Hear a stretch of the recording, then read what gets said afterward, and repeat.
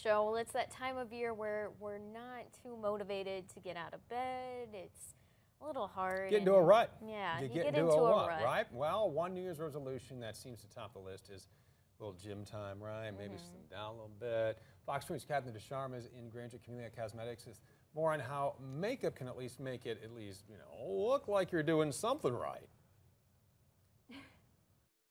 Yeah, exactly, Steve. So this morning we're talking about New Year's resolutions, right? And so we're going to show you how to make your face look a little slimmer using makeup. And so we have a makeup artist here with us that knows exactly how to do this.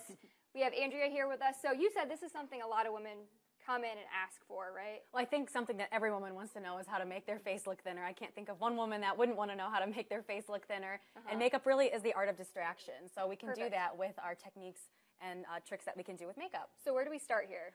Well, as a general rule, using light as a way to draw attention to the areas that you want to draw attention to, and using darker colors to take away from those areas that maybe you don't want to highlight as much. That's a good general rule to stick to. So what are those areas that we're talking about then? Usually that's going to be in the nose area, the jawline. It's really easy to thin out the nose, make it appear smaller. Same thing with the jawline. You can thin out the jawline and make it look thinner as well. Okay, so show us how this is done here. Well, what I really like to use is this is called Stroke of Light. It's by Bare Minerals. It's a really nice liquid highlighter. We're going to take this. I like to use a brush like this. We're going to apply it on there. Okay. We're going to take this and go right down the center of the nose. So as a general rule, again, you want to keep lighter colors down the center of your face.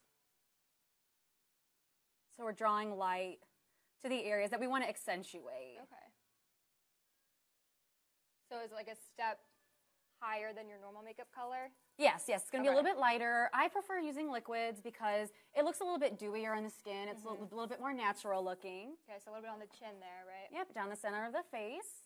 And then you can add a little bit above where you would put your concealer on top of your cheekbone on the sides, and that's also going to lighten up your face and brighten everything. We're accentuating our cheekbones this way, which, of course, everybody wants higher, more dominant cheekbones because that thins out the face. And then we're going to take a bronzer.